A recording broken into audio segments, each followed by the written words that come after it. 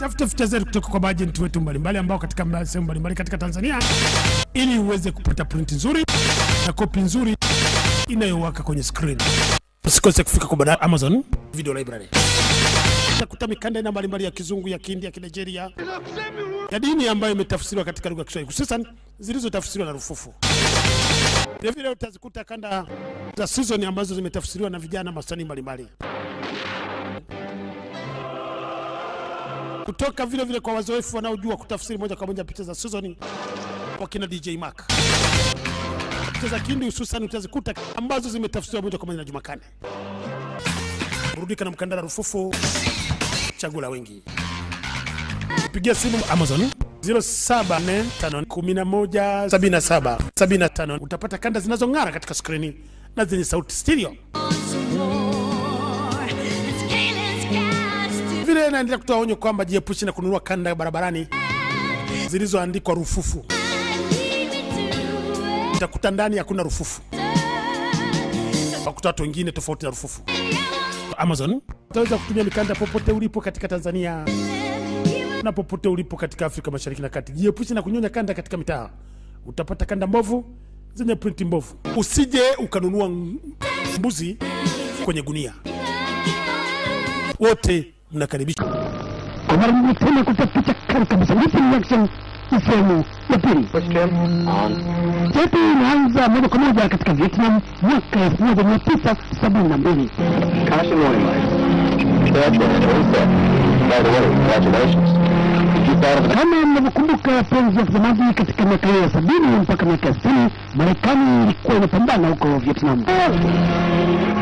Serikali iliyokuwepo katika kipindi hicho ndani ya nchi ya Vietnam, wananchi wa nchi walikuwa wamechoka kabisa na serikali hiyo. Hilo waliamua kuanzisha vikundi vya mapambano ambavyo vilijipandikiza moja kwa moja katika sehemu mbalimbali ndani ya nchi ya Vietnam.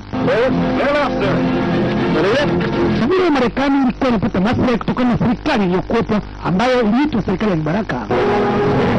Iliamua moja kwa moja kupeleka majeshi yake ili kuunga mkono serikali iliyokuwepo. Wapambanaji wa msituni wa Vietnam ambao walikuwa ni Gorilla Fighters waliwapa hali ngumu kabisa majeshi ya Marekani yaliyokwenda kusaidia majeshi ya Vietnam.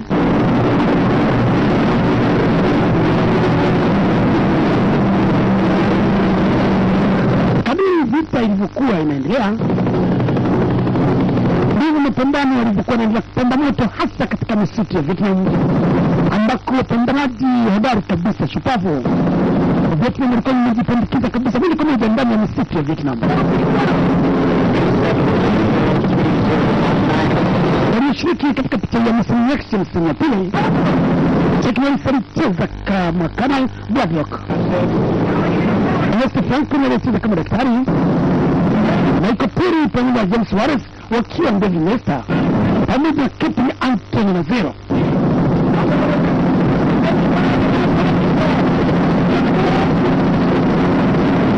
Taarifa zilizopatikana katika ikulu ya Washington Marekani kwamba baadhi ya mateka ambao walikuwa ni viongozi wa juu katika jeshi la Marekani walikuwa wanasota katika pens ndani ya magereza ya Vietnam. Hivyo moja kwa moja kwa maalum kiongozi na Cheknesi ndio moja kwa moja kuelekea katika misitu ya Vietnam, jaribu kuona kama anaweza kuwakomboa kwa wapata wazima wale waliokuwa wanateswa moja kwa moja katika keji, magereza ya kutesa yenye mateso makali yaliyokuwa katika nchi ya Vietnam.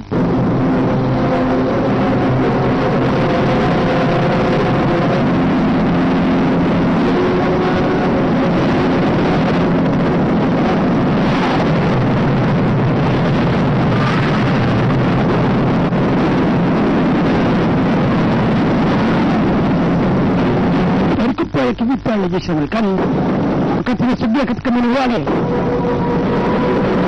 iliendelea kushambulia vikali kabisa wapambanaji wa Vietnam.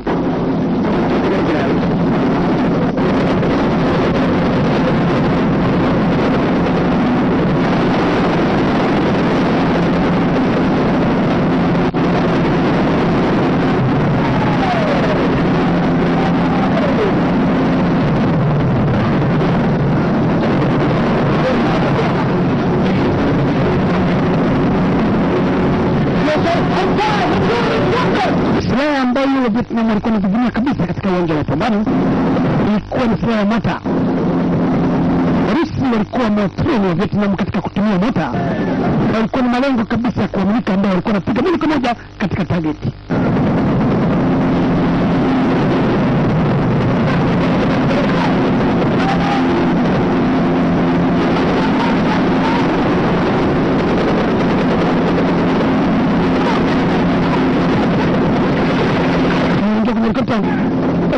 Kwa risasi moja kwa moja. Mwingine aliyebahatika kuingia ndani. Kwa mwingine alikuwa ni Bloodlock Colonel Chuck Norris. Aliendea helikopta ambayo ilikuja kuwakomboa kutoka katika eneo hilo. Moja kwa moja wakatoka wakiwa wamebakiza wenzao wakiwa wamepoteza maisha.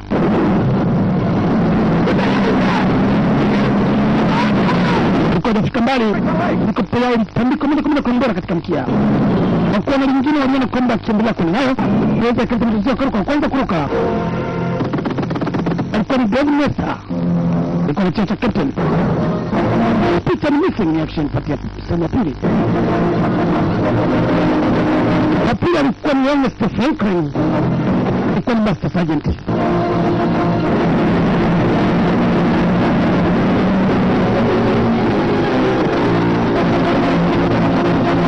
Sio Porka, yule alikuwa cheo cha kopro.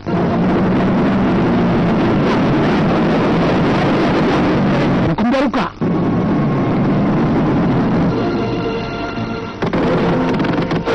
Anthony Naziri alikuwa na cheo cha lieutenant. Yeye aliruka moja kwa moja na kujitosa kwenye mto. Mwisho alikuwa ni mwenyewe Colonel Bloodlock Chuck Norris.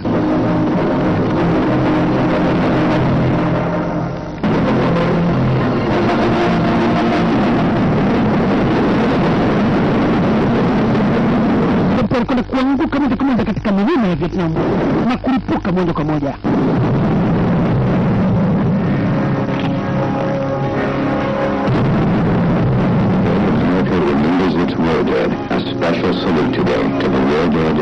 Katika kipindi hicho Marekani ilikuwa inaendelea kupokea majeneza ya maaskari mbalimbali waliopoteza maisha yao katika uwanja wa kivita huko Vietnam.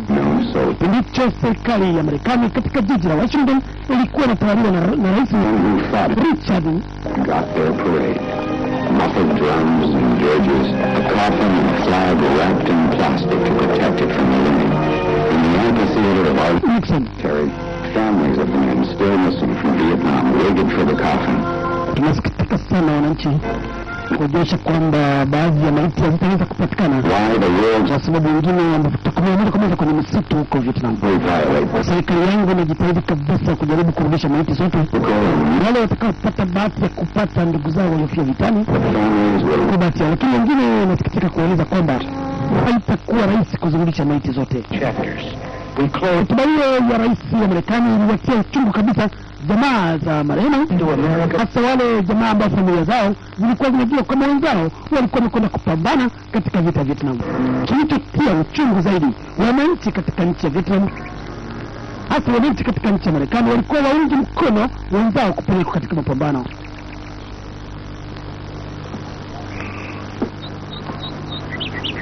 Baada ya kuwametua, walizingirwa katika sehemu zote. Kama walikuwa naitwa Petro.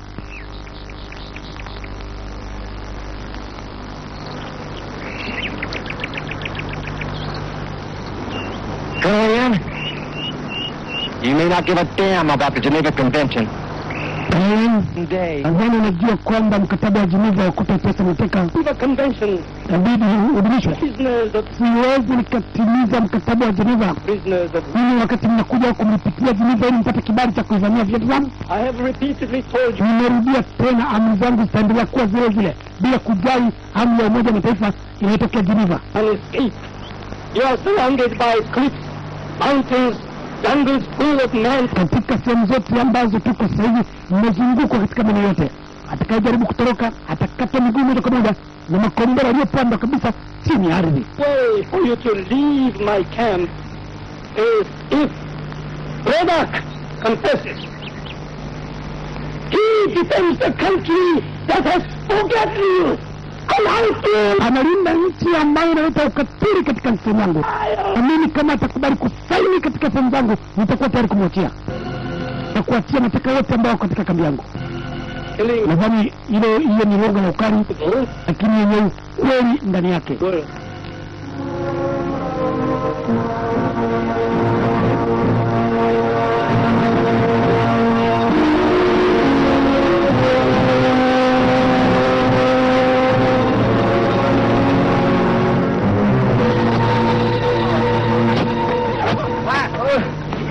I have something for you.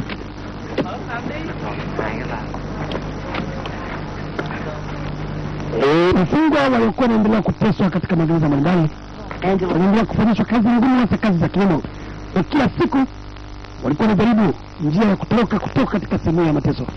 What did he give you?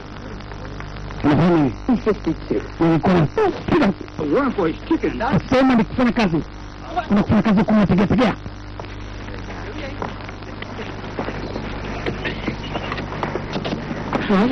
Na mambo hapa. What do you do? You never see your napa. Fanya kazi kwa nini? Sasa unaona mimi napigia.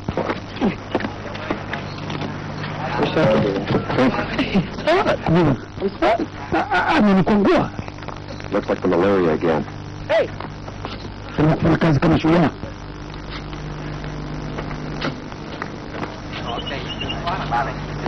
What the hell's Harry doing? Hii jamaa hii By his head off. Back to City Watch. anataka huyo kuna piga. Ndio kutoka. Alikuwa kwa walinzi na kama askari wa Marekani. Anza kufukuza askari huyo. Kwa mbali. Kama tunamtoka Vietnam. Zaki aliendelea kutumia mbio. Yeye kama tunamtoka Vietnam alikuwa ni Vietnam, alikuwa ni waunga mkono wa Marekani. Mtu kama mpaka kwenye daraja. Kimbele kama mzungukwa. Na askari mwenye silaha anataka mchoma moto.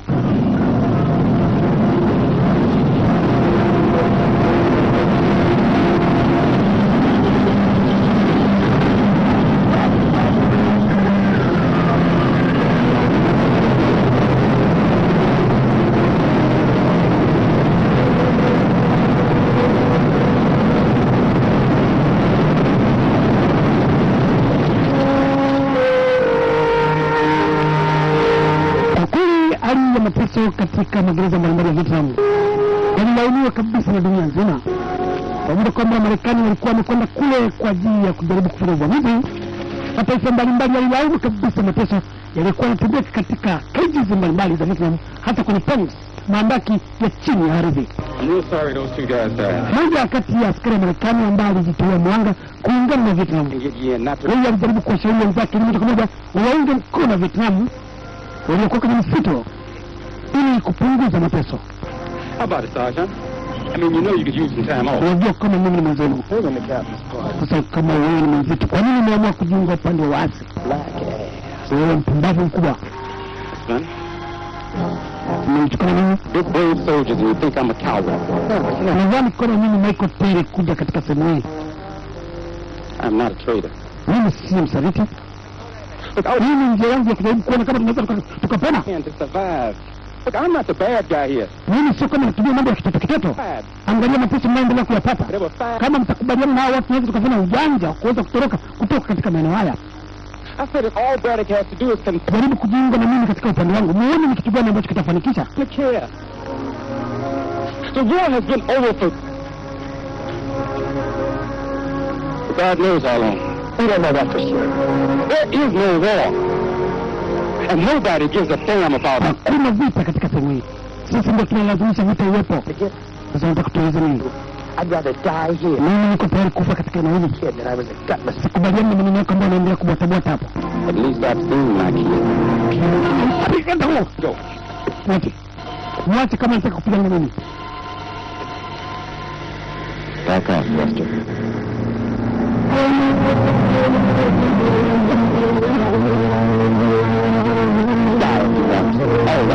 Kama nataka kufa, nitakufa mimi mwenyewe peke yangu. Mimi nitapona. Upone kitu Musa. Who told you someone coming? No one.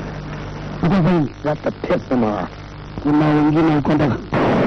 Bwana alijaribu kutoroka. Waliweza kumnasa katika sehemu mbele. Na kwa mwingine alikuwa ni mzee, alikuwa na cheo cha lieutenant. So whenever I close my eyes, I see my wife, Gina.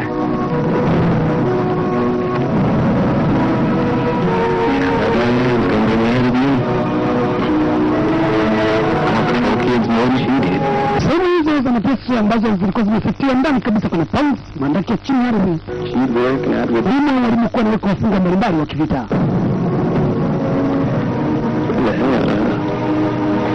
I haven't even seen that kid. Zii anaendelea kulalamika akiwa kule ndani. Sijauona watoto wangu kipindi kirefu. Kuna miaka 17 sasa hivi niko katika uwanja wa kivita. Sijui wanalala vipi, wanauma vipi, na nani anayewasaidia. Watoto wangu wakuhusu wewe. Wewe umekuja vitani wakati hujaoa. Mimi nina uchungu kwa sababu najua uchungu wa kuwa na familia.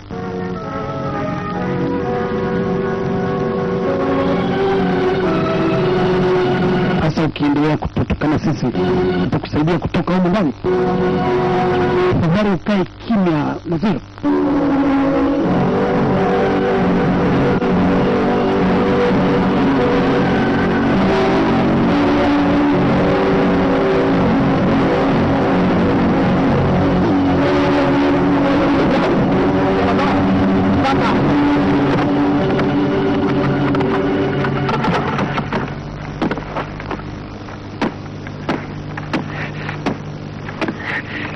Kamanda aliyekuwa anasimamia kampu hiyo ya mateso, Captain Peck Hong, yeye alikuwa kila mara, kila siku akitoa hukumu za vifo kwa wafungwa mbalimbali walioonyesha udhaifu au ambao walijaribu kutoroka kutoka katika kambi hiyo.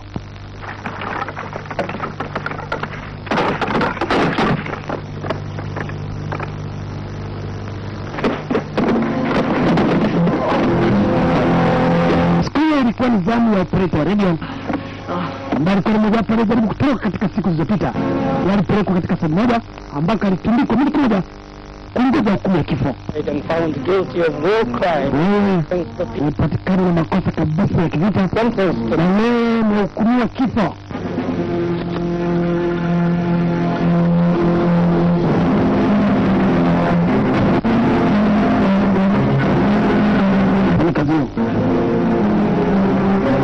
Pili alikataa kabisa kuchukua bastora.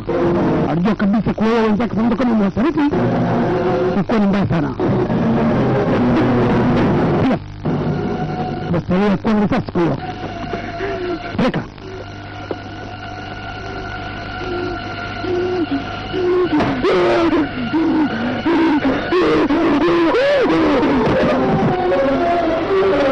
Alimboka chini ya askari huyo na kwa ametishiwa kupiga risasi. Akawa ameshikwa na kiwewe kabisa.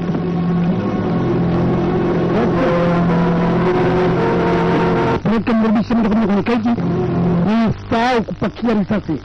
Baadaye nitakuja kumchukua. Pangula mpaka ndani. Nipandike nipate. Wako mchukumaki.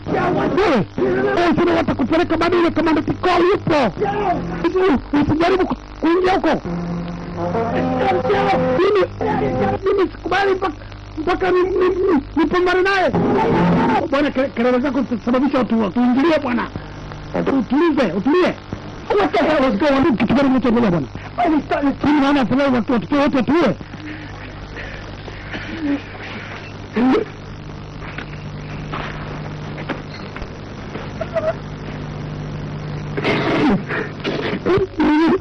Nini? Oida wagumu hivyo. Tunaponya chupu.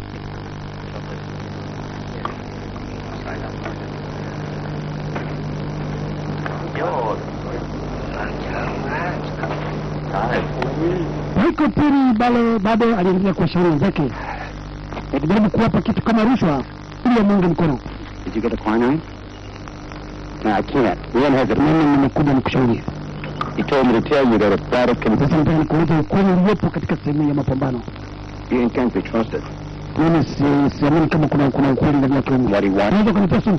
Unadhani mimi naweza kunitia sumu? Nakuletea kitu ambacho kina uhakika ndani yake. Wewe, ambaye umetuwapa sisi. Yes, it's driven him mad. Then why not just give it to him? Sasa kwa nini mkubali kuingia katika kifo? Never breaks Braddock. Sisi si kwamba tumeingia katika kifo.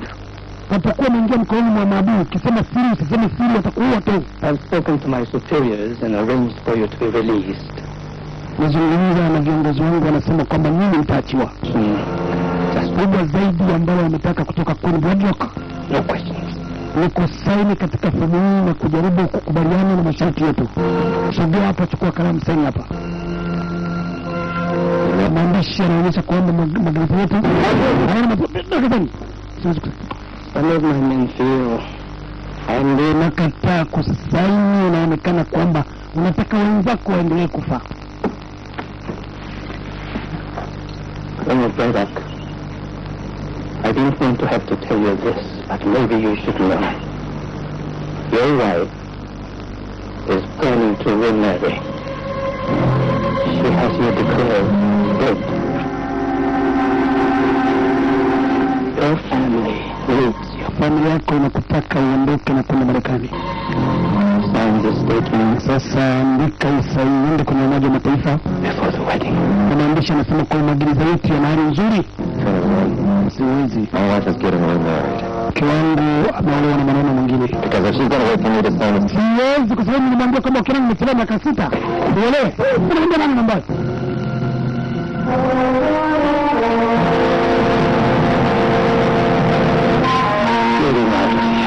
Hapa.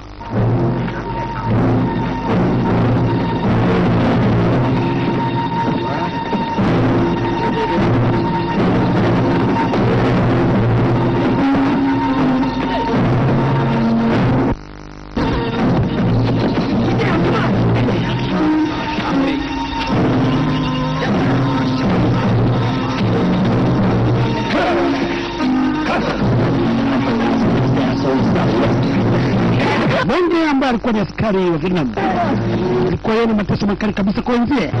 Katika nje zilianza fujo moja kwa moja. Mapambano yalianza kule nje. Braddock, Nini? this way in a fighting. Kitu gani ambacho mnaendelea mapambano ya nini hapo?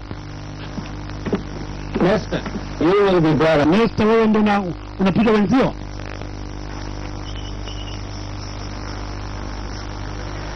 I can't do that, sir. Siwezi kufanya hivyo mzee. Colonel Yin, our deal was that I would never Colonel Chokyen, prisoners. mimi najaribu kuwashawishi wenzangu waniunge mkono. Ni kazi kubwa ninayofanya. Tujafanya kazi yetu kwa sababu tunaona kwamba bado wanaendelea kuwa wagumu. I will put you back in the American cell. I'm not sure. Kama utaonekana kwamba unisaidii katika kuwalazimisha waniunge mkono, nitakurudisha tena kwenye Kanyampasira.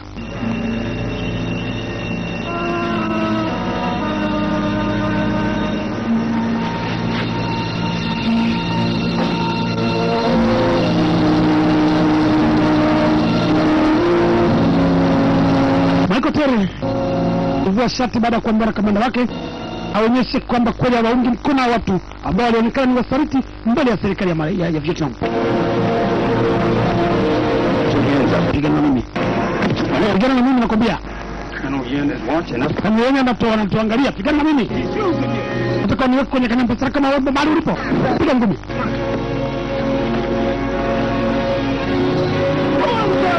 Inuka upigane. Fungwa. Wako pembeni wanachangia. Baada ya Chiknesi kuona kwamba Michael Terry anaendelea kumnyanyasa, baada kumtandika, chukua na pesa. Kuna pesa, watu wengine wasiingilie. Adwa ni bora pambane. Piga Terry akaondoka chini. kill you, mister. I don't want to fight you, mister. You got no choice now. No more favors. Now what? Come on, sir! Get up! Come on, for all of it, get him! Buka kipindi cha Kinesi anapambana. Kwenye miguu alikuwa amefungwa nyororo.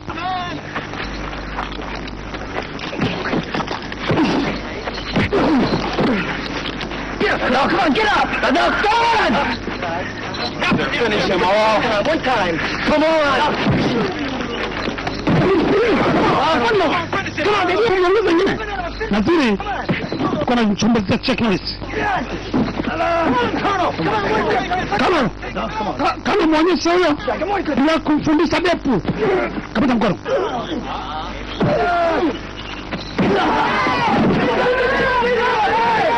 Piga msaiti Michael Terry. Kadondoka chini. Askari wote ni wanajua inuka.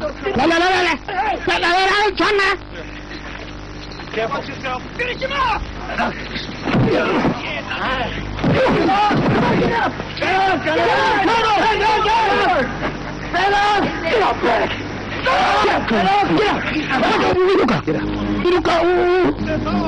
Jaribu. Unaweza ukapitisha Karunyamunda. Come on, Luka. Alimbana. Alimuka na kumara na nyoyo. Leo kuna mtu kwenye mpaka kwenye shingo.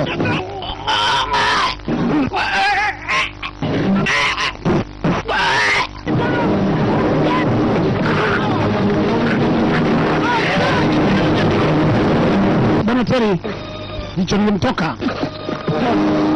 Kabla chakini salimwatia wakati damu zinaendelea kumbubujika.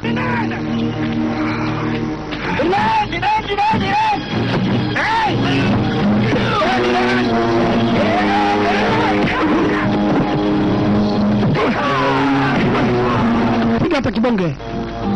Kasemu nyeti. Sasa alikuja kutandikwa na maskari. Umempiga nani? Umempiga nani? Nakuuliza umempiga nani? Wewe. Pumbavu. Kibonge wa bure tu.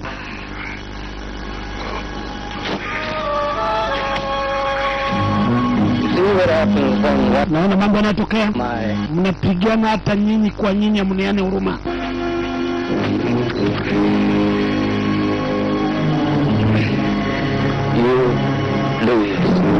Umeshindwa. Taona kesho tafanya nini? Warudisha tena kwenye Kanyampasira. Colonel? Colonel? Yeah, my own this time. Vipi? Said that my wife's getting remarried. Mimi Been declared dead. si kama nimesema ukweli kama mke wangu ameolewa. Know that, don't you? Nimepata barua yake juzi hapa. Bado yupo. Captain Hull? Anything on the 29th? I don't have malaria. Huyu bwana na malaria huyu. But I have some... Profesa jaribu kumshughulikia. Profesa aliyekuwemo alikuwa ni mmoja kati ya wafungwa waliokuwa kwenye Kanyampasira kwa ndani. Yeye alikuwa anajua madawa ya mitishamba. Alikuwa ametengeneza dawa. Karibu kila mmoja kujaribu kunywa. Kwa sababu mle ndani kulikuwa na mbu na kila aina ya mdudu ambao waliweza kuambukiza magonjwa. I got a surprise for you. See this baby, huh? Look at that. Njoo angalia hapa. Nina kizawadi nimekuwekea. Kunywa kwanza dawa bwana.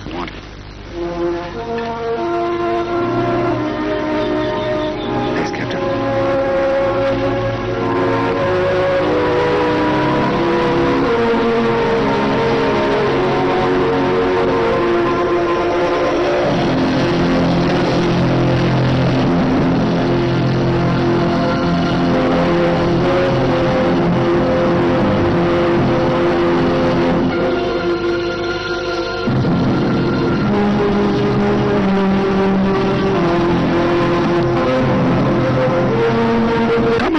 Pale mwanzoni kila siku alikuwa ananyongwa mfungwa mmoja. Kwa alikuwa nizamu mfungwa mmoja alitundikwa katika kitanzi moja kwa moja katika shughuli ya kunyongwa mateso. Nataka kuongea na wewe. Kapteni Huwa, nataka kuongea na wewe. Ninasema kwamba mimi kwa sababu ni kiongozi wao, afadhali unimalize mimi au wabaki.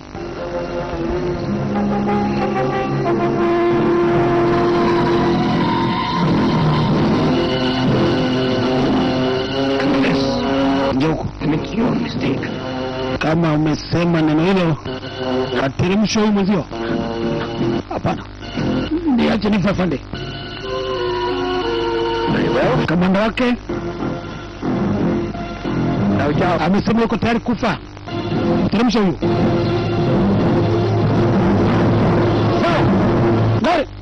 Ngoja.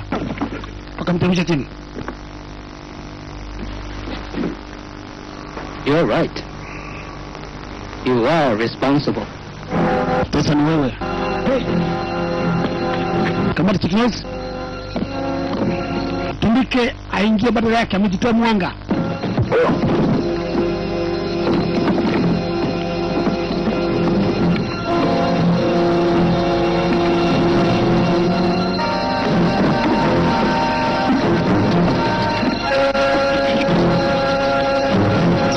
Chikinesi yeye alifungwa kichwa chini miguu juu.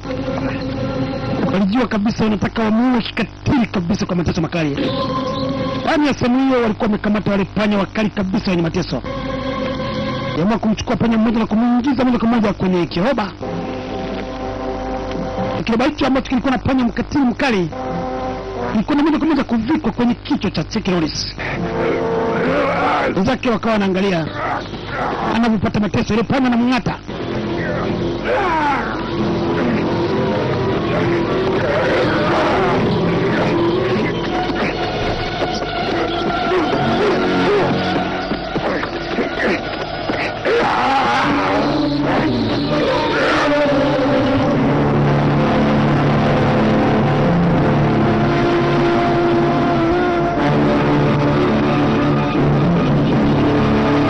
Bila shaka amekufa. Zako ni baki na masikitiko. Kiroba kiliondolewa pale. Unacheki tu kwenye mdomo. Teknolojia alikuwa amemng'ata yule panya katika mdomo. Alimuua ili kusudi asiendelee kumpa mateso.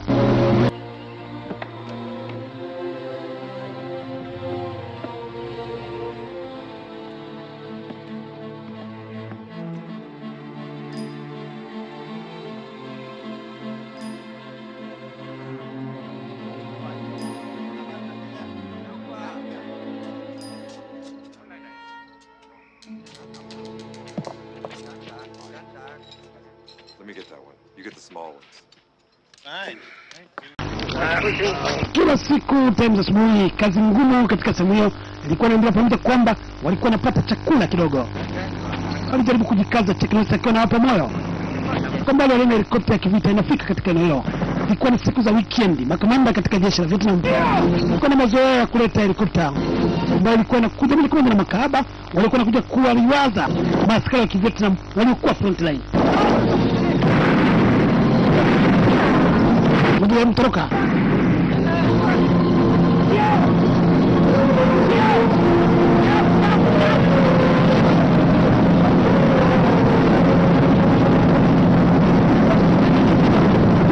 Video fungwa wakimbizi moja kwa moja kufichwa. Sababu walidhania inawezekana kwamba helikopta ilikuwa ni maadui au sangine ni Umoja wa Mataifa. Asije wakaona mateso yanayofanywa wafungwa wa kivita, prisoners of war.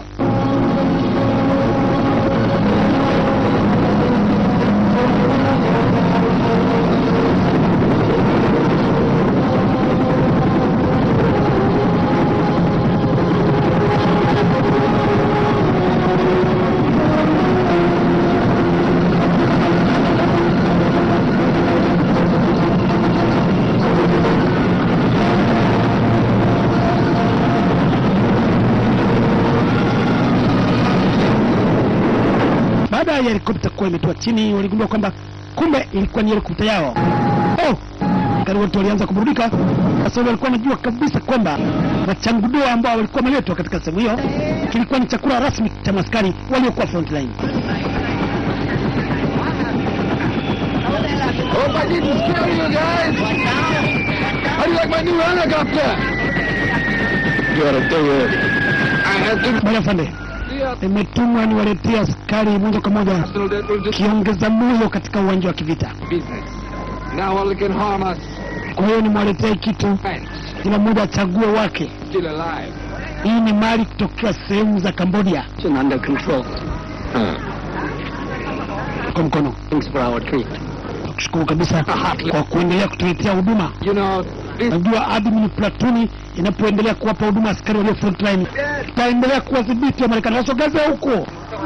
Fande kwanza achague. I don't think there is a search team. Naona mambo wanayofanya. Think about it now. Wanaendelea na ushenzi wa kutenda dhambi. You're not hurt. Hawa ni watenda dhambi siku zote. They're full. Na hukumu yao itakuwa ni kuangamia moja kwa moja katika moto wa milele. Hawawezi kukwepa moto hata siku moja hao. In my own time. You're risking our entire operation, a very profitable operation. Askari kamanda walioko huko katika makao makuu wanakuamini kabisa kwamba unaendelea na kazi nzuri. I told you to kill the American cop. Nimekuambia kwamba Maamerika walioko huko uwe. Kwa nini naendelea kuwabakiza? Hatuna chakula cha kuendelea kuwagawia sisi.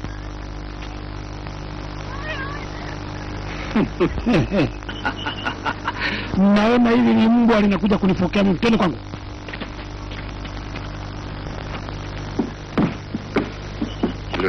I didn't want... Unamwambia nani? Umetoka makao makuu kuja kumfokea nani hapa? Nimekuuliza umetoka makao makuu kuja kumfokea nani? Kukaa kwako makao makuu sio kuwa undiscipline. Sasa wewe sirudie tena kuonyesha hali ya kutokuwa na nidhamu katika sehemu ya kivita. It's the rumors. But there's been a guy hanging around asking questions. Nilikuwa najisemea tu. Basi mkuu. No. If he were, Curly mistook his body right in front of our places. So my friend, can I convince you to spend the night with us? And atakushauri ulale hapa mpaka kesho. Sorry, I better not. Understand, I'm delivering the opium personally. Unakwenda moja kwa moja katika sehemu nyingine. Na wenzenu wengine wanatakiwa wapelekewe mlo kama niliwaletea nyinyi. Lakini ukiwa radhi kutuma message kwamba kumetokea blockage kwenye helikopta, ninaweza nikalala huku mpaka asubuhi.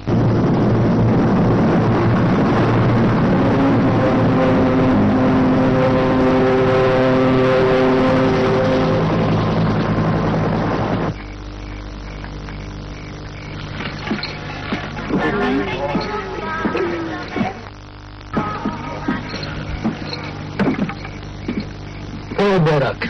Barak, Francois brought me some... kitu cha kwanza umekuja kwangu hata kupiga saluti upigi. Ukanari wako umeyuka toka siku ulipokamatwa. Mimi ndio kanari hapa. Your ex-wife has... Mke wako ambaye ulimwacha kakuletea barua hii hapa. Na nikigusa hii barua kwa ndani inaonekana inapichukua. Uweze kuchukua hii barua. punished for the incident. Wewe umeleta matatizo makubwa na kuninyanyasa mimi katika uwanja wa kivita. Nimekunyanyasa mkuu. Sasa kuonyesha kwamba ni mshenzi, hata picha utaiona wala maandishi yaliyomo ndani utayaona. Angalia.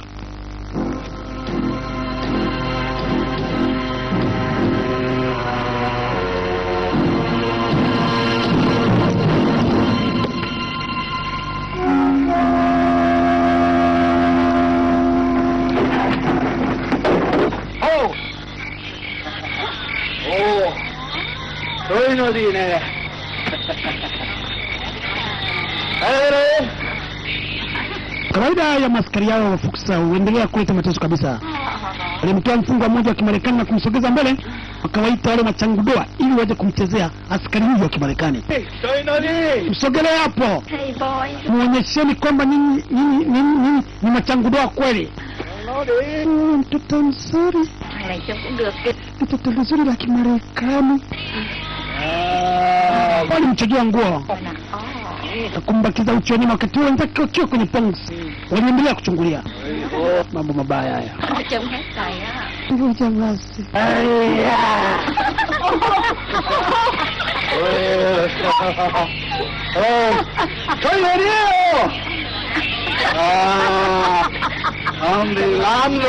Kibonge kosa yalikuwa naongoza vitendo vya kinyama vya kikatili. Aliondoka moja kwa moja na wanakao waliokuwa wamekaa nusu uchi na kurudumia moja kwa moja katika hema lake.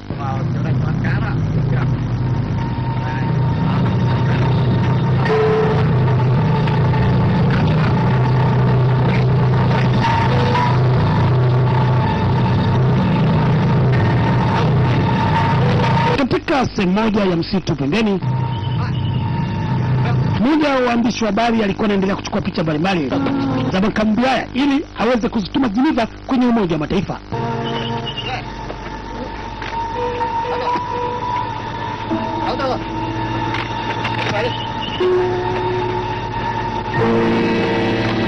Hizi picha zitasaidia kuonyesha mateso yanayoendelea katika magereza haya.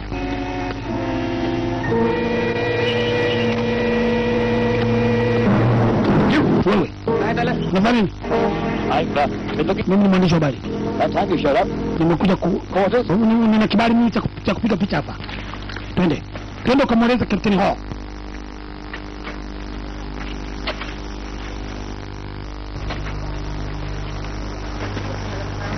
Name's Emerson, Clive Emerson. Wewe Emerson. No, you don't understand. Now, what is needed here is a little courtesy and cooperation. I'm the point man for a POW search mission. Mimi nimekuja kuangalia wafungwa na kazi zipi, taarifa nzuri. Time ago, must say we... Ndio maana nimekuja katika sehemu kupata picha mbalimbali, ingawa kupata kibali kutoka kwako. Nina kibali kutoka kwenye Umoja wa Mataifa. I'm not just running around the jungle. Wala mimi si msaliti wala si kitu gani. Nimeshapiga kambi mbalimbali. I'm part of a major operation. There are 9 other scouts like me. We each have 5 square miles to cover. And all of us call in to Central Team regularly. Now, if you think that's a lie, you are in a pack of trouble. Why don't you cooperate and save yourself a lot of needless bloodshed? Kwa nini ushirikiane na mimi ili kuona kwamba hatari zinatokea wapi? Nimepata taarifa kama makambi mengine yanayojiandaa makambi ya Kimarekani kuja kuvamia. Do you really expect... Wewe unazungumza maneno hayo ili niweze kukuamini? Okay. Niamini nini mbuzi? Well, under the circumstances... Pamoja kwa unaniita mbuzi. I hit up... Kina kueleza kitu ambacho ni kwa usalama wako. Exactly where I am. Kishirikiana na mimi, unaweza ukapata hali nzuri huko mbele ya safari. If I don't, they'll come in fast and you'll all be... Sikuja kwa ajili ya kutaka kukutisha. Stop playing the fool. The way I figure it, these are your choices. You can either cut and run, or you can wait until my team come in and then you can try to run. Unaweza ukasubiri mpaka timu yangu itakapokuja, ndipo utaweza kujua ukweli wangu uko wapi. Everyone. Sisi ni timu ambayo tunaungwa mkono na mataifa mbalimbali na hatuna upande katika uwanja wa kivita. I believe you left out some of my options. Sasa, ninakuamini katika usemi moja. And the prisoners. Yes, missed that one. And 2, I can simply lock you up and wait until... Katika kitu cha kwanza nitakachofanya utaona wafungwa, na la pili nitakurudisha na kukuweka moja kwa moja kwenye kanyampasira. Kill me. I don't Nataka kuniua mimi. tired of hanging around under the sun playing footsie with a half-pint would-be dictator.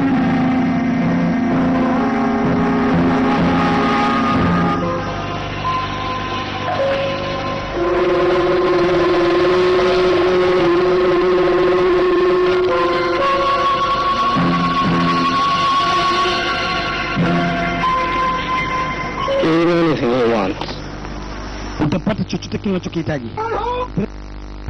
Alimtumbukiza moja kwa moja kwenye kanyampasira.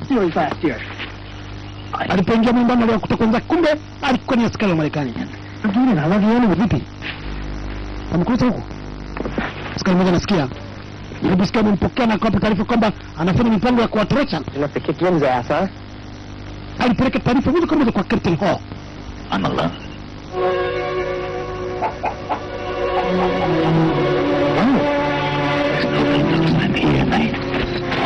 Kuna mpango. There's nobody gonna come and get me. Nataka nione mtatorokea wapi.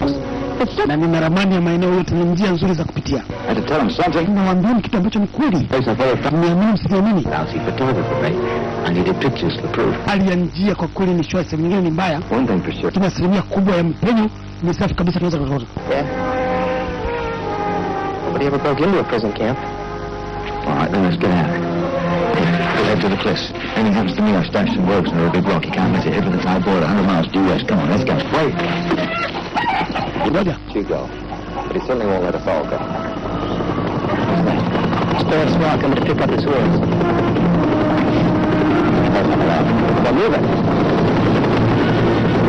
Alitoka ndani bila kujua kwamba kumbe tayari taarifa zako zinaondoka, helikopta amekuja kunichukua.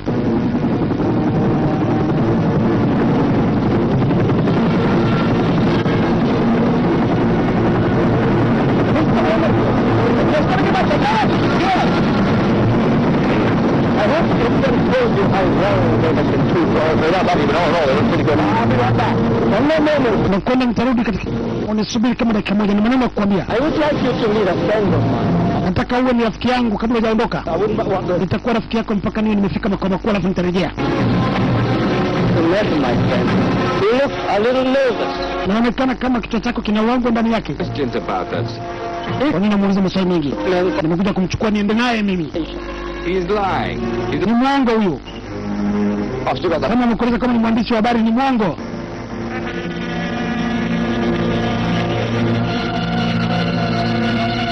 I'm weary of playing footsie with you. Naonekana kama unanipa taarifa za kifiksi. To the tree. Ni msaliti huyu. Peleka sehemu ya kupea adhabu.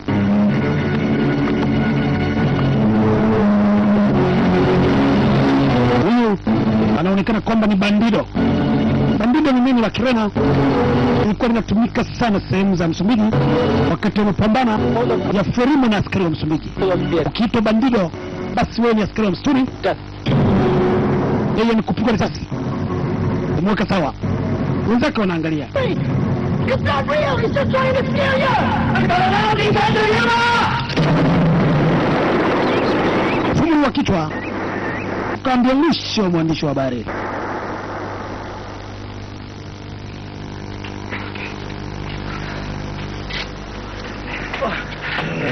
Get up. Get up. Toka hapo. No. Nakwambia tokeni hapo, mnamhudumia. Mnamhudumia ni mgonjwa. Anaumwa. Okay. Negro David Nesta hali yake iliendelea kuwa mbaya kabisa kutokana na homa kali. Ilikuwa imepanda moja kwa moja mpaka ndani ya kichwa. Alikuwa yeye anasema ovyo ovyo. Jamal?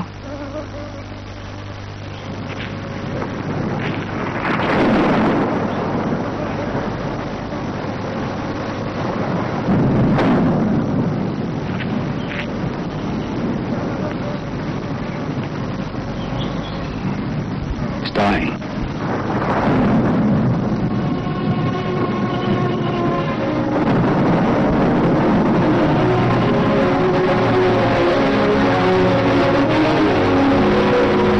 Baada ya kuona hali ya mwenzao inaendelea kuwa mbaya, wakona wengine walimwita Captain Raw ili ajaribu kuwapa msaada.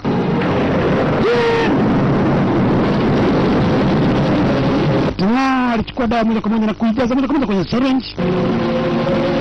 Yeye mwenyewe binafsi alikwenda kujaribu kumpa dozi ya sindano askari huyo. David Nesta. Yes. Nesta. Vipi?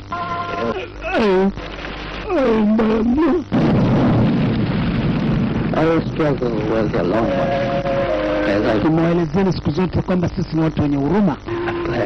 Tuwezi tukaona mwenzetu hata pamoja kwamba ni mweusi anakufa hivi hivi, lazima tumpe dawa na aweze kupona. Hiyo ndio ninayokushauri kila mara, Captain Bloodrock, usaini kwamba magereza yetu yanatoa huduma nzuri. Akimponyesha kamanda, ndipo nitakapoamini kwamba kweli natoa huduma nzuri. David Nesta alichomwa dawa.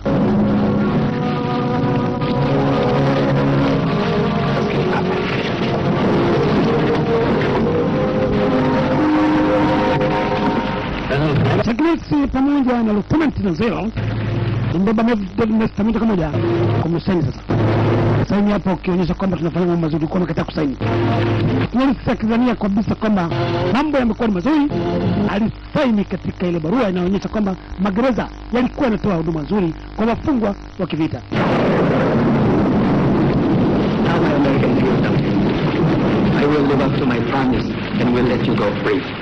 Tomorrow, kutokana na kitu chako cha kusaini, and will fly kesho mimi nitatuma taarifa and deliver you. askari wa Marekani muweze kuachiwa wote na kurejea tena nyumbani kwenu. I will try to make your last day here as comfortable as possible. Yes. And into the next room. You will stay there tonight. Fori badala ya kuwarudisha moja kwa moja kwenye Pongs, aliwapa chumba katika sehemu ya karibu karibu na makao makuu ya sehemu hiyo ya base ya kivita ya Vietnam.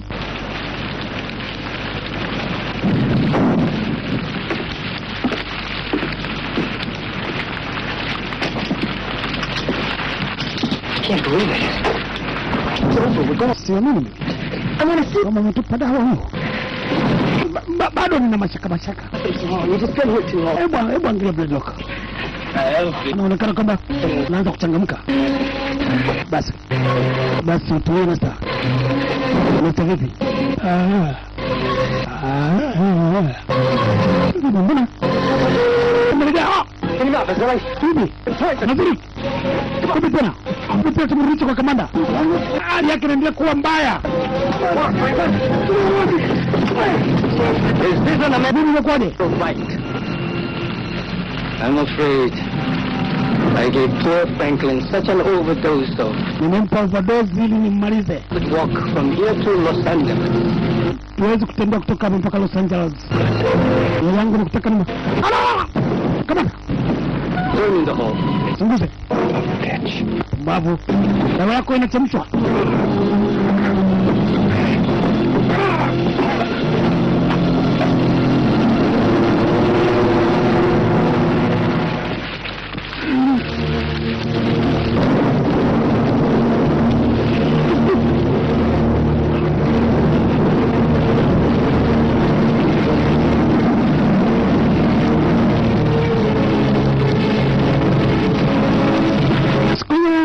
Ilikuwa inanyesha.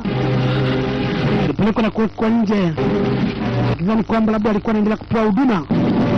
Lakini sio kiwa ndani wanaendelea kuchungulia kuona ni huduma gani aliyokuwa anaendelea kupata. Mwagie mafuta huyo. Mwagie. Nenda mwagie petroli. David Nesta. Bado ni mzima.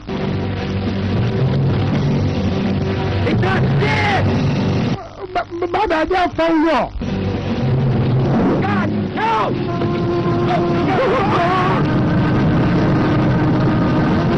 Choma moto. Kia mzima uchungu ulikuwa endelea kumshika moja kwa moja. Chuck Norris.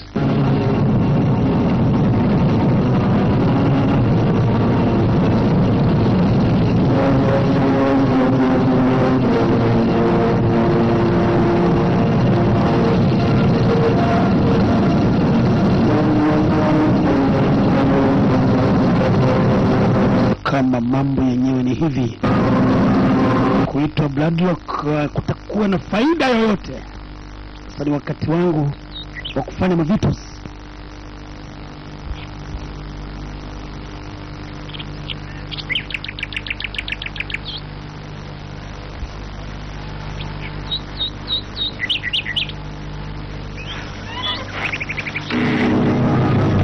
Askari mmoja anacheki mle ndani.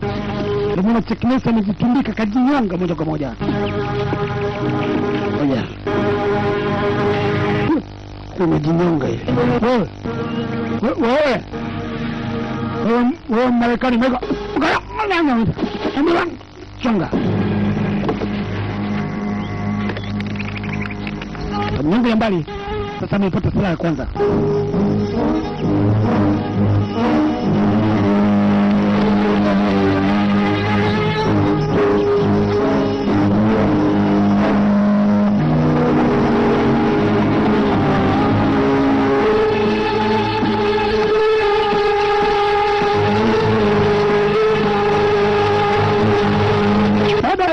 Moja kwa moja katika sehemu ya keji.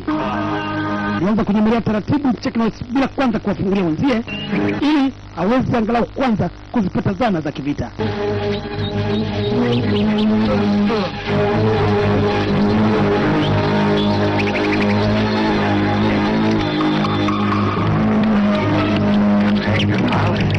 Ndugu zangu, naenda kucheki kwenye keji. Mbona rejei Chinsi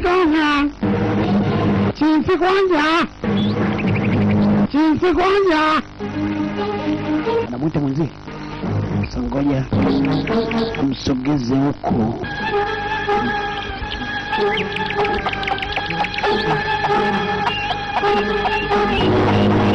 Kuku aliweza kuhisi kama kitu kinasogea.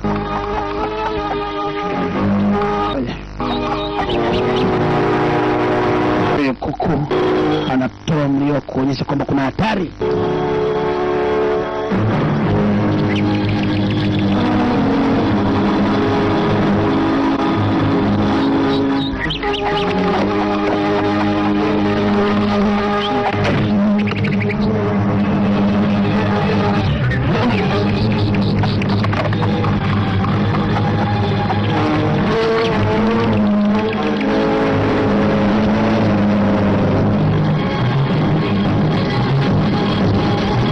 Upande mwingine wa pili, walijua kwamba katika sehemu ya keji ulinzi ulikuwa ni mdogo. Ulinzi mkali ulikuwa umeimarishwa kabisa karibu na makao makuu ya Captain Kinko.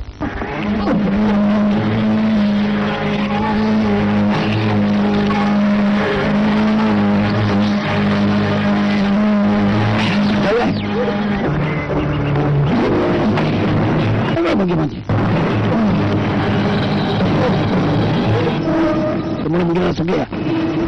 Enda kumwaga.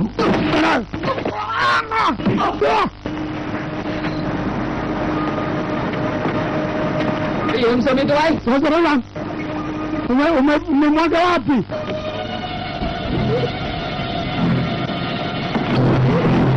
Ndio anakuja. Jalanna.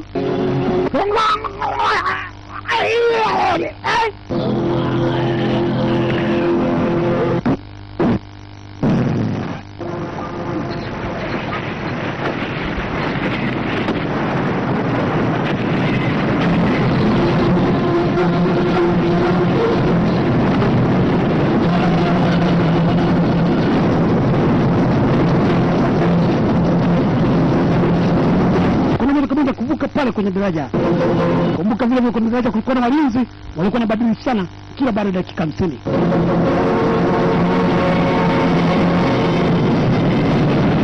Huku wakiwa na Crow kijeshi. Katika ulimwengu wa Leopard Crow. Songea katikati. Naona kwa mbali kama askari wanakuja. Naona kagua kagua daraja. Wanakuja. Tutamana.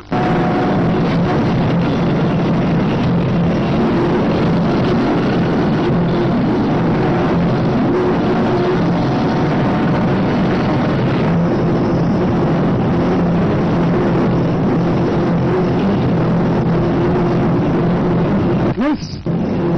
Ameshajiviringisha mpaka chini kabisa daraja amening'inia. Yani popo. Hakuna kitu. Kuko shwari.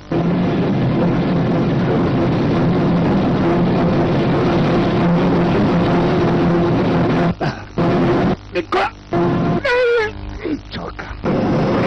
Uko chini. Kuna futi 140. Nikidondoka hapa ni hatari.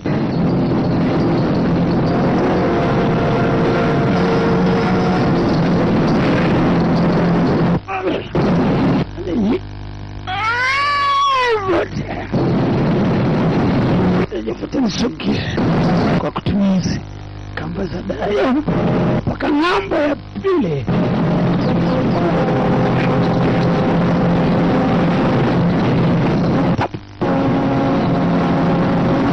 Amina.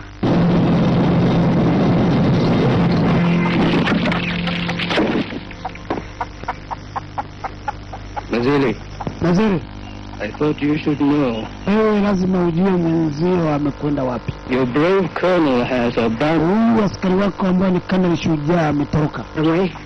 He'll die. Sasa huwezi kujua? So will you. Sasa nataka nikuonyeshe. In the meantime, Mimi katika kipindi hiki nimemwona huyu kuku hawezi kulinda. if you're Nimeshinda huyu kuku kutoa taarifa. Kamnyonga kuku. play with your friend. Kaa na rafiki yako huko ndani. Kuku gani uwezi ukasema kwamba umeona adui unalia kaka isaidie nini?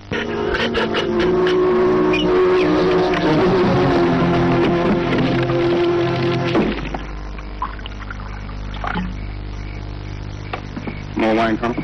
No. Kwa wine nyingine kana? Hapana. Hiyo inatosha. Right on, gone. Why keep him alive? You know, I might be wrong, but I don't think it's a very good idea to kill me. Why not? I could always get someone to pour my wine. It's because I'm the only one left. Mimi ndio nimebakia kama kiongozi. Thanks. Pamoja kama unaniambia mwenzetu amekufa. Mimi ndio nimebakia kwamba na waongoza hawa. That's all. Sasa hiyo inatosha. He has stayed to try and take revenge on you. Amekufa kwa sababu ya kutaka kutusave sisi.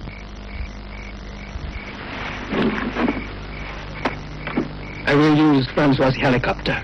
We will capture him tomorrow. Siamini kabisa kwamba amekufa.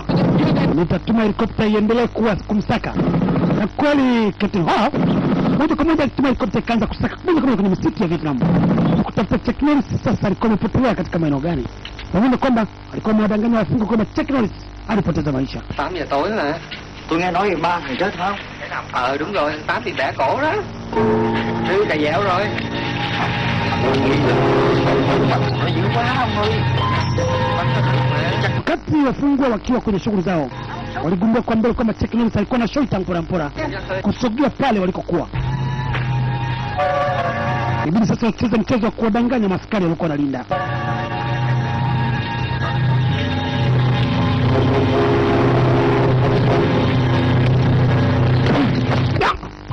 Miaka mmoja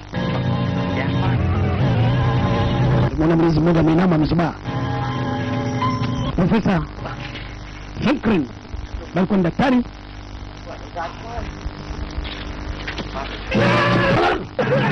Hapo askari kaanza kupambana, mmoja kapigwa kabali. Nini kuna mwakichua askari upande wa pili wanazipiga.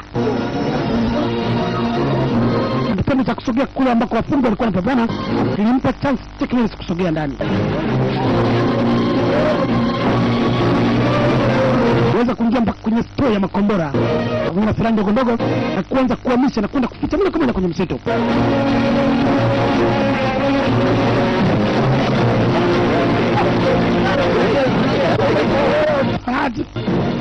Waje wao wasipige. Tunaweza nahamisha silaha.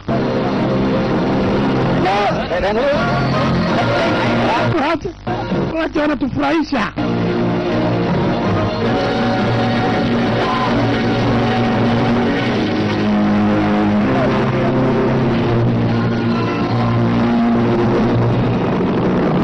Helikopta inaendelea bado kusaka kwenye msitu.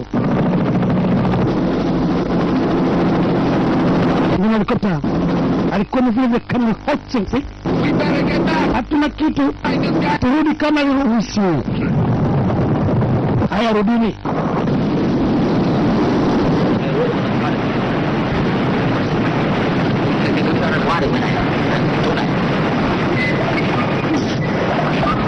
Nimbwa kwa mwagia moto.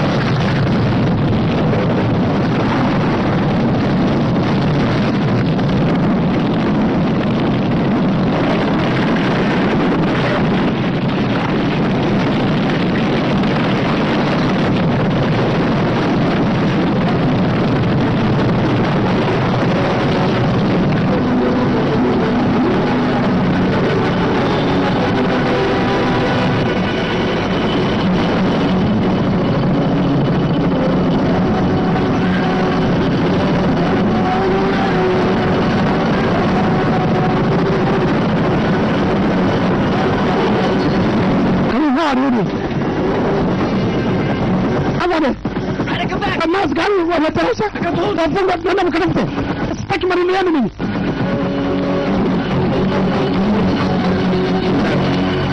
Cheki kwa ndani. Cheki na kule polisi. Kuna mtu. Bury him with this. My God, it's a bomb. Sababu mko. Sababu. Tuzuri anatoka nje. Alipona chupu. Chuck Norris na kundi lake alikuwa alipandikiza viazi.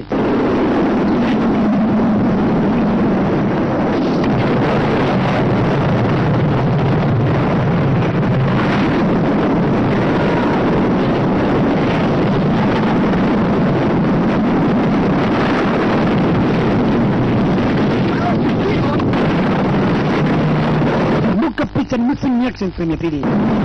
Na alitokana na mkandara alfu videotech yuko Mbagala Makuka katika jiji la Dar es Salaam. Siku zote wakati wote burudika na rufufu chagula wengi. Luka mkagua pumzi kama kuna mtu. Naziri alikuwa bado yuko ndani.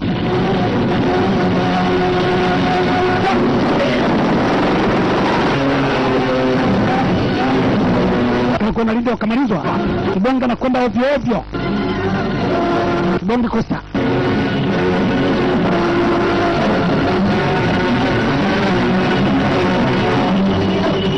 Jakimu, kuna waliobakia ni watupia grenade. imegawanyika upande wa 4.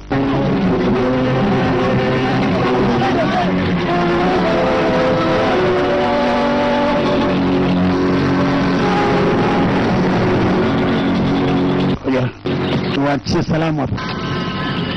Waziri, twende. Tugepo na pili.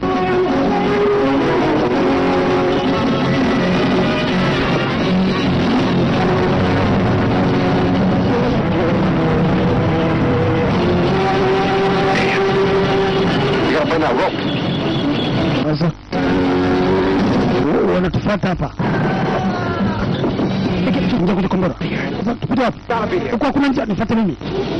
Nifuate mimi, najua njia. Ngoja.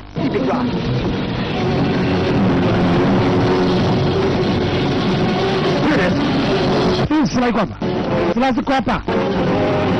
Kuna nakamba hapa. Hebu turuke kwenye korongo. Karusha kwanza mizigo.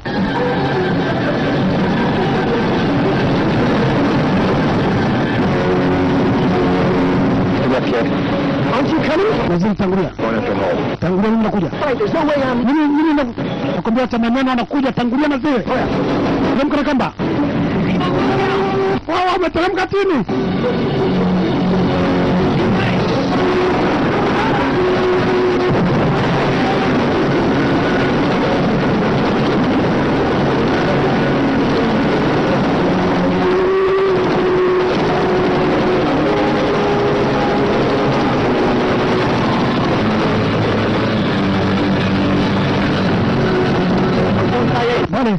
Bale kuna kamba ndiko aliko kuteremkia.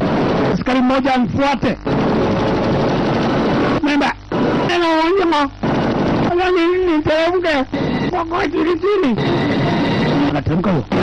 Ngoja ashike kamba vizuri. Akakata kamba.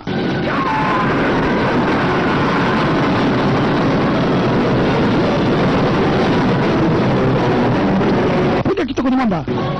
Kapasuka vipande vitatu.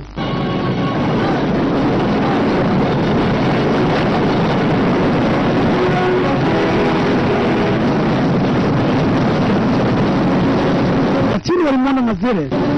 Kwa Mazere kutokumia moja kwa moja kwenye jango.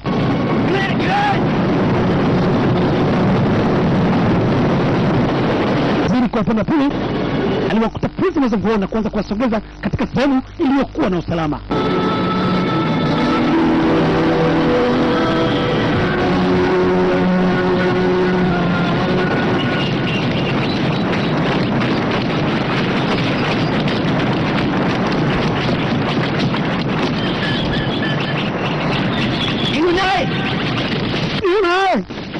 Mfuatilie! Yule! Mimi upande wa pili!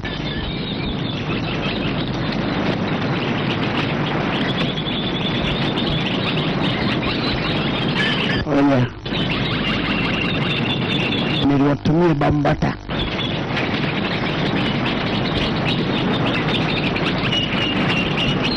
Chukuani! Nani? Upande mwingine! Anatupiga kwa nyuma.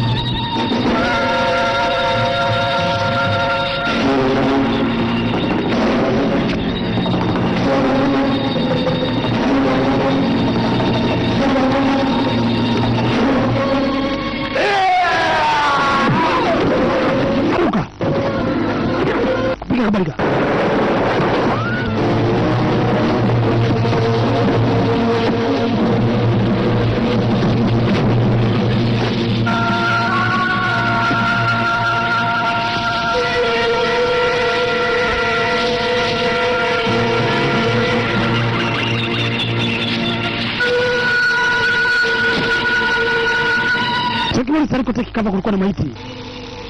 Wale wadudu wanaitwa nzito. Ndio kumzunguka na wengine kuingia katika sehemu nyeti. Maiti ilikuwa imeweza kabisa. Wale funza sasa wanampanda Chikalosi. Akitoka tu adui amemuona. Inabidi abanishe kabisa pale kwa uvumilivu. adui kutoka tu teknolojia aliona kwamba hali ni ngoma.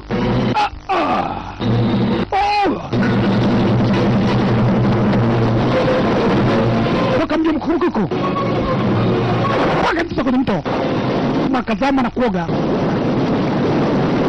ili kutoa wale funza walikuwa wametapaka kabisa moja kwa moja kwenye mwili wake. Wengine walikuwa wanataka kupenya kuingia kwenye masikio. Wewe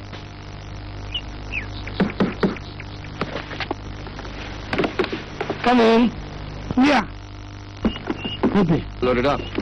Vipi inaendelea vizuri? In about a week. Francois, I will need your helicopter. Nataka helikopta yako isaidie katika kumsaka huyo mbwa. I am sorry, I can't help you. Siwezi nikakusaidia. No. I am going. Naondoka. Come on, let's go. Twende. Enda. What the hell are you doing? You're following my order. Lazima wafuate amri zangu, hawezi kukuruhusu wakati unakataa kutoa helikopta kwangu. Heard that you had died. Kuja sasa. Mwana huyu aliyekata kabisa kuachia helikopta tuatua mimi kumenda risasi.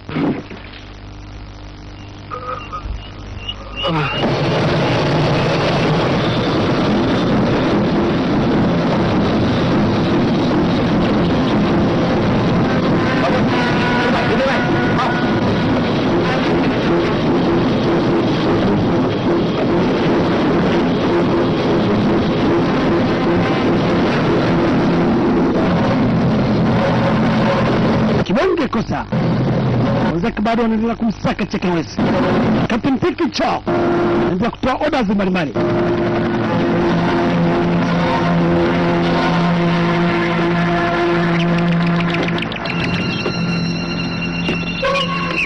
Hawa Tanzania wametoroka kama bakia kamoja tu.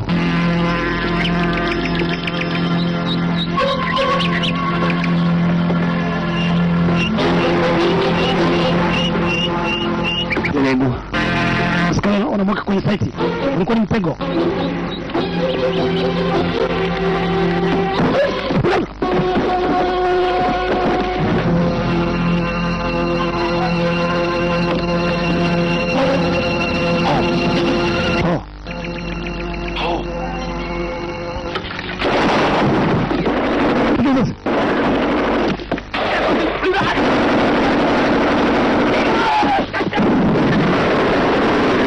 Kwenye mtego kawa mwacha moja kwa moja.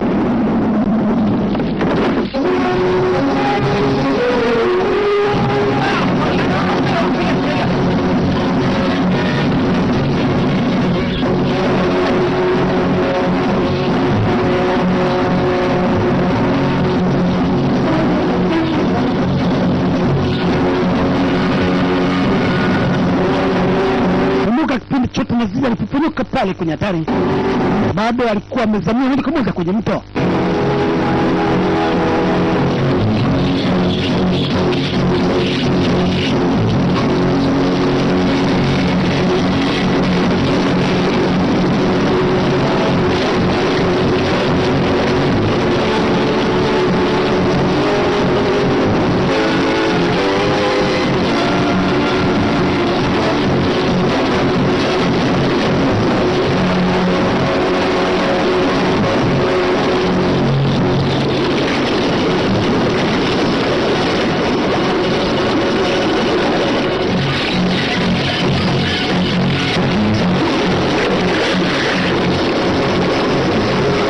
Aliinuka kupata pumzi kidogo, alikuwa amezamia kana mrija wa kuvutia. Na nini bado? Kama nini ni lazima? Mwanzo. Nakwambia. Yo. Na kujenga kama nini? Kana ilikuwa imezama. Na dekava. Glad you made it, kid. Thanks, Colonel. You must have given up on me. Sasari. Tumeshakutana sasa. Tutacheza mpira mmoja mzuri sana. Walikuwa wamenipigia mtego. Nimeponyoka kiputupu.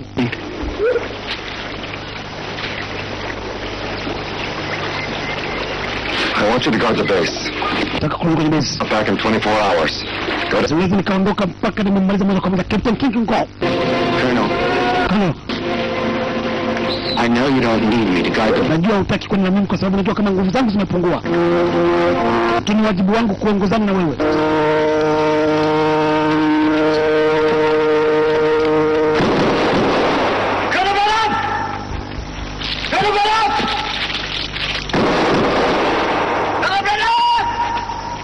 Walitegea tena mtego mwingine ili kumnasa Technolis ajisalimishe.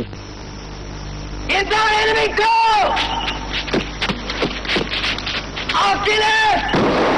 Adui amekimbia, nimeteka mwenzio. Good job. Ana Bloodlock. Jitokeze. He's listening. Anakuja. Anasikiliza, anakuja. Piga kutoka chini. Kwa kama umempiga risasi. It's dead! Bleed out! Think of it off! Don't look for yourself, you're dead! Amekufa. Ngoja useme. Sema naona kavaa buti wa Vietnam, wavai buti.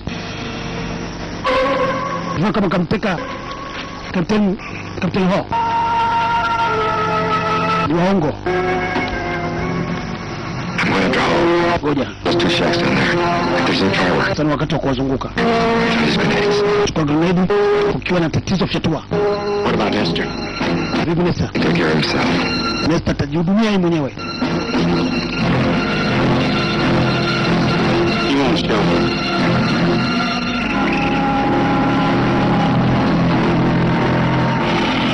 Tokeza amekuwa mjanja.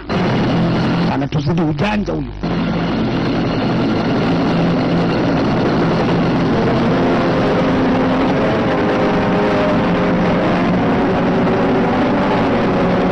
Cheki helikopta inakuja. Akiwa ametundikwa mtu kaning'inia.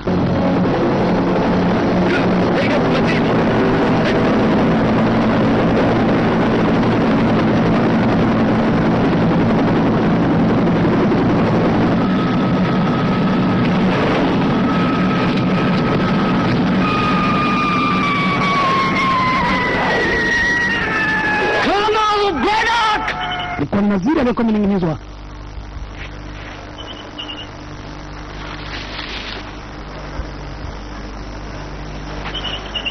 I'll give you 30 seconds to decide. Nimetoa sekunde 30 Captain Bloodlock. Kujisalimisha au Naziri anakufa. Walijua kabisa Naziri alikuwa ni kipenzi kabisa cha Technolis. Bila shaka angeweza kujisalimisha.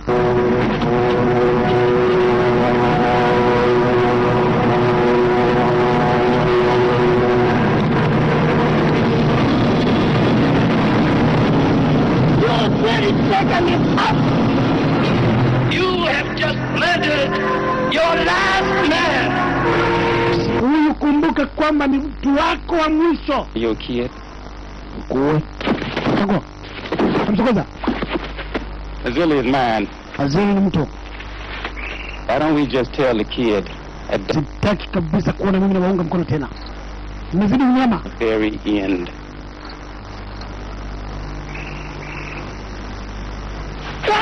Tuuze sasa. Ukishibanga. Hapo tayari. Ageuka nje. Na yeye alimiminia risasi. Lakini pia kama amekufa kishujaa. Wasevu wenzake. Lazima aliponyoka mkuku. Na kutokomea mimi kumeza kwenye msitu.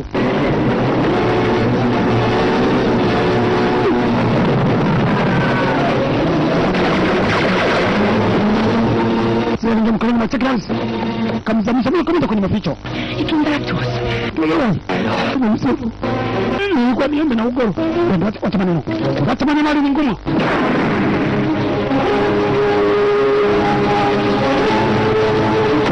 Prisoners of war. Fungu wa kivita. Nitoka kila mmoja akapewa silaha yake. Akawa anajaribu moja kwa moja kujiamini watoroke.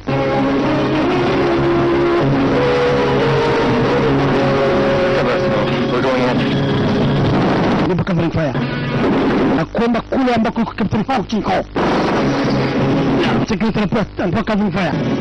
Colonel, Kule ndani don't hit now. Captain Chingy Hawk anaanza kuhaha.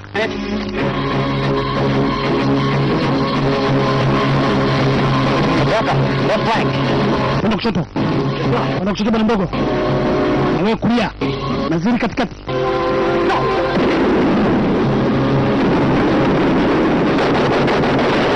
mwanaume, utupe kwa nje, ni mkono wangu ni mfupi. Sikiliza anakuja. Wenzake wanampa covering fire.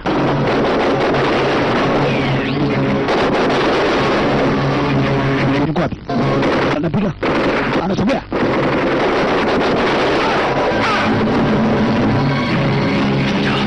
Anakuja.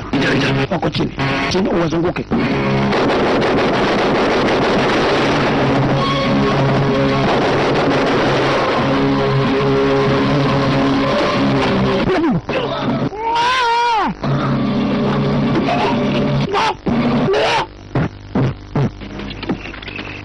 Kwani kazi anazira.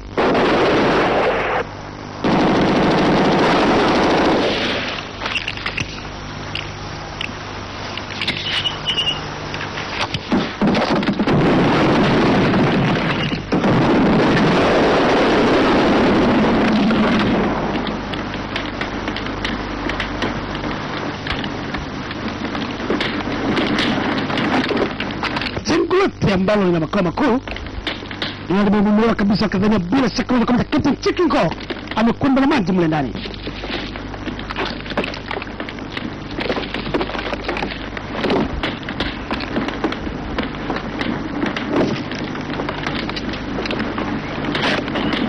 Nobody can look through this.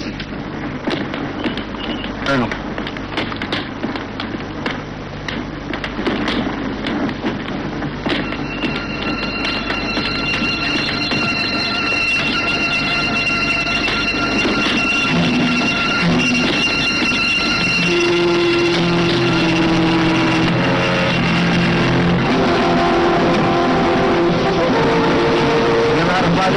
Chukua helikopta. Niondokeni. Na wenyewe walifanya ujanja. Wakaiondoa helikopta chini kwa mezamia kwa chini kwenye ardhi. Aliposikia helikopta imeondoka akadhania bila shaka maadui wameshaondoka katika eneo. Na yeye alipungunywa kutoka kule kwenye points alikokuwa ameteki cover.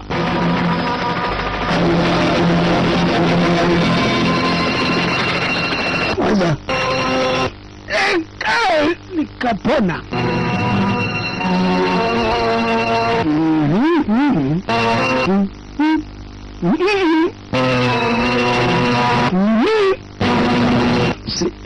Sijui.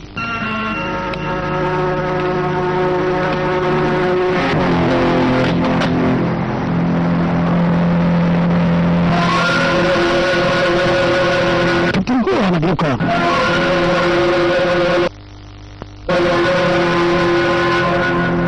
You really didn't think I'd leave, but I know for sure you were dead. You'll not just kill me. Wezi kukaniua na bastura. Who the better man is. Sasa tunataka tujue ni nani ambaye ni mtu mzuri. You stay behind. Najua kama ungekuwa ni mtu safi usingetokea kwa nyuma, ungetokea kwa mbele. I kept you alive. Wakati wote nimekuweka hai ili kusubirisha mpaka dakika za mwisho. Sasa umefika wakati wa kuweza kushuhudia ili tujue ni nani bingwa katika mapigo. Si katika mapigo ya risasi, ni katika mapigo ya mikono. Sasa bwana mdogo, kaa tayari. Kimguu changu cha kuku na kitupa pembeni. Little game to find out. Nakuomba sasa hivi tujaribu sisi tukiwa wawili tujue nani ambaye ni bingwa katika mapambano. Na mimi mzee, I you could not resist my challenge. Najua kabisa kwamba uwezo ukanikabili hapo dakika moja. Wacha maneno. Kutandika risasi sasa hivi. Nina ihari ya kutandika risasi au kutandika kufu. Kwa sababu umefanya makosa ambayo ustahili kupigwa katika hali ya kawaida. Wewe unastahili kubomolewa kichwa. Wako.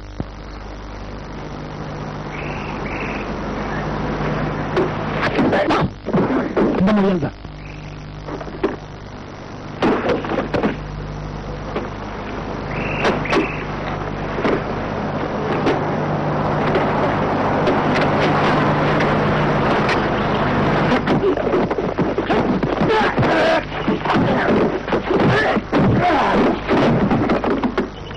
Akainuka chini Kapteni Ho.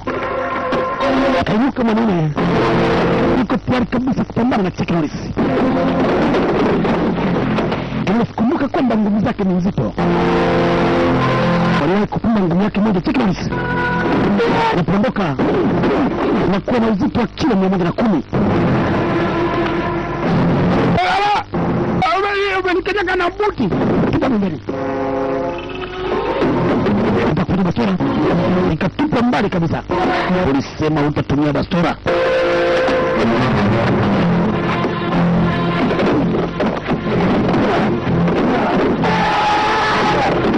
Kabalika.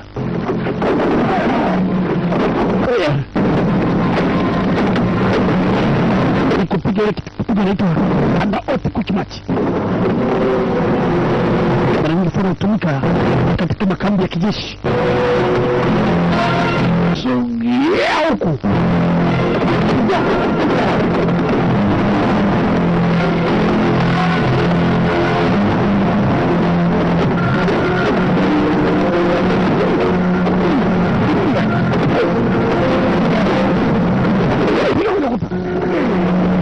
Kabali kabali.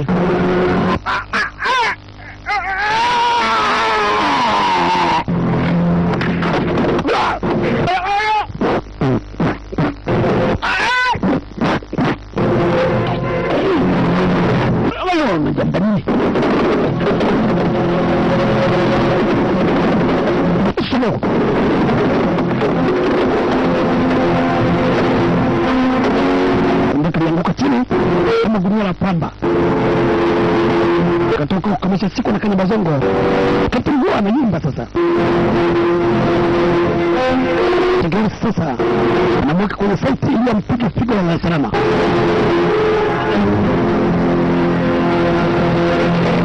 Kati ya ndogo ndoko mkusha.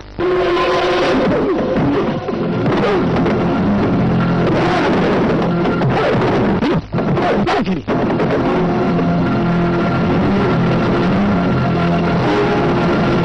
Matambani. Luka.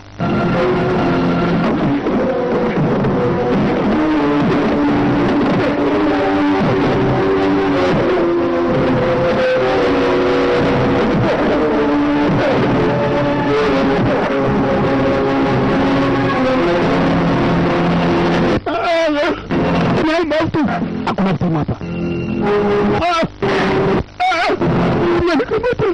Umenikamata Samsung. Umenikamata Samsung.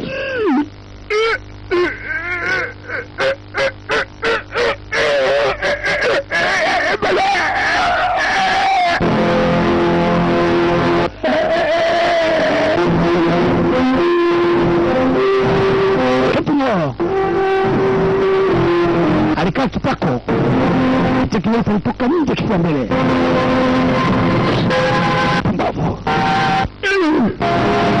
Ndio kufanana.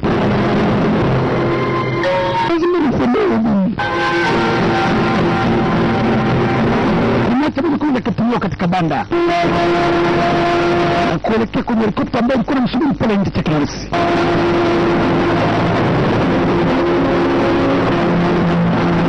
Moja. Niliweka mavitu zikule ndani. Yeye anakamuliwa na remote control.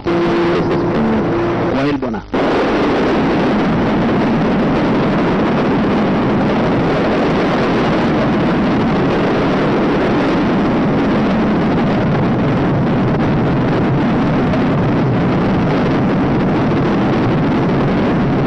Mara nyingi sana hii ndio ni dawa ya askari wa jeuri.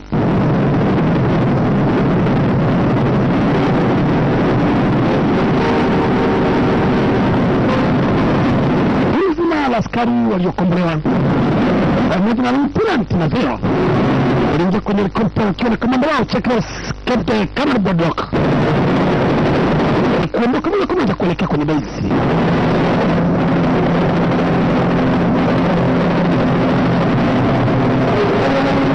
Mchezo Hamisi ni action scene ya pili. Hapo ndipo inapofikia mwisho. Imewekwa maneno ya Kiswahili na Captain Eric Gaston Kandara. Huko mabambeja.